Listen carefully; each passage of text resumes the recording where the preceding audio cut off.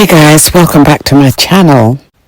Why would someone watch a person on YouTube who seemed to be a thorn in their flesh? What is it really about?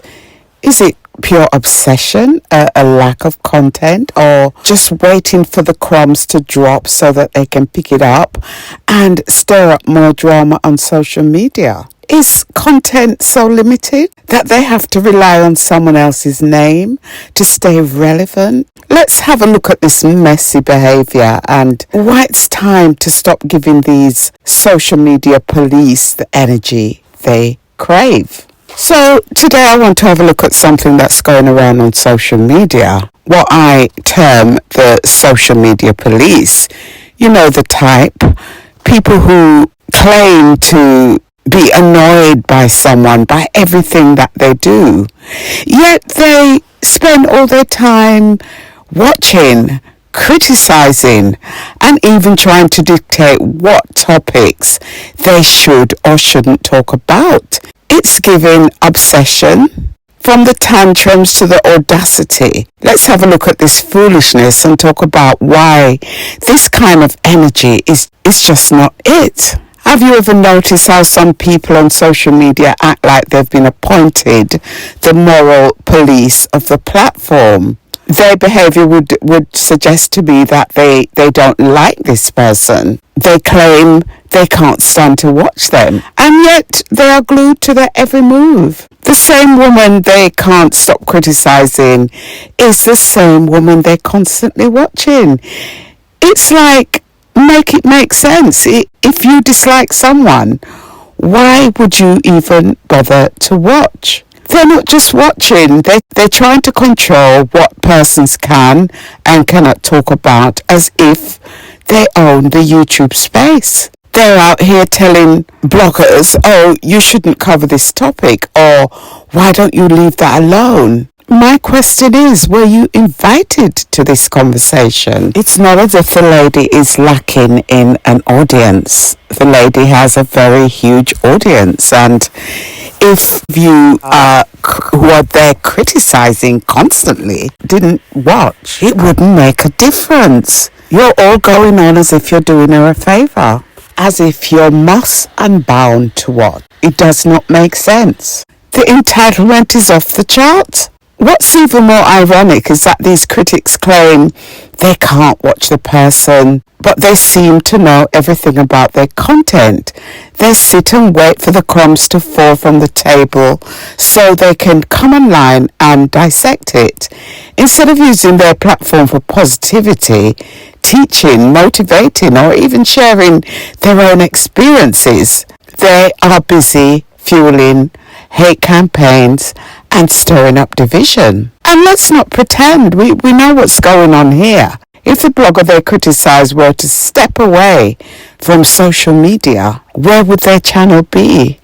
Their entire existence depends on riding the coattails of the person they claim to dislike. It's like watching someone throw a tantrum because they can't get a piece of the action.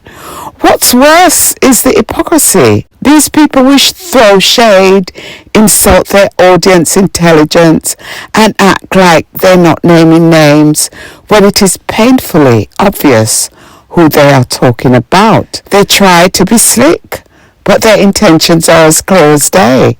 And let's be real, if your content only thrives when you mention another person's name, then you're limited. What happened to creating uplifting or meaningful content? If the only thing you can offer is drama, then maybe it's time to reevaluate what you are doing here. So this social media police is really policing the YouTube space. She clearly dislikes the woman, yet she watches her. At one stage, I hear her said, I can't watch this, meaning that she can't watch the woman that she often criticizes. But were you invited to watch? Why watch a channel of someone that you seem to dislike? This all sounds very stupid. If Donna came off social media, where would their channel be? I guess she would have to find another stepping stone. What happens to blogging about life? What happens to giving encouragement? What about teaching younger people? But I guess if bloggers are limited in positive, uplifting content, then there's nothing to offer. They watch and wait for the crumbs to fall off the woman's table so they can pick it up and comment social media asking other people their opinions, encouraging them to add fuel to the fire in what I see as a hate campaign. It must burn when they want a piece of the action and cannot get near. So they throw tantrums and emphasizing that they're not calling names when it is obvious who they are talking about, and insulting the audience intelligence, telling them to figure it out.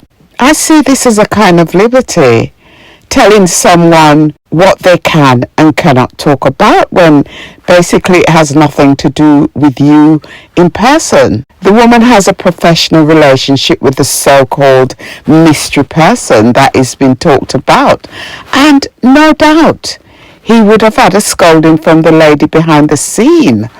Why does she have to come out and address it to satisfy anybody's curiosity? As far as I can see, this individual wants a reaction, whether it's from a blogger they hate or the audience they're trying to rile up. It's a game to them. They bait, they poke, hoping for an explosion that they can capitalize on. But here's the truth. When you don't engage, you strip them of their power. The blogger she's targeting doesn't owe anyone an explanation, especially when this so-called mystery person they are talking about has a professional relationship with her. And as I said before, this woman, knowing the kind of person that she is, she would have said something behind the scene. So why should she come out and address it to satisfy everybody's curiosity? If your boss was involved in a scandal, a social media scandal, would you as the employee come out and address it? Wouldn't you speak to them privately if you had a view on the matter? Let common sense dictate here. These critics are like worms waiting for the crumbs to fall so they can crawl out and feast on the scrap. It's pathetic, but that's what happens when people lack creativity and substance. They're really tearing others down because they have nothing meaningful to offer. So guys, thanks for tuning in today. Let this be a reminder. Protect your peace. Don't let the noise distract you. People will always find something to say, but that doesn't mean you have to entertain it. Let me know your thoughts in the comment. Why do you think these people thrive on such negativity? Don't forget to like, share and subscribe for more real talk. Until next time, stay focused, stay unbothered and stay winning. One love.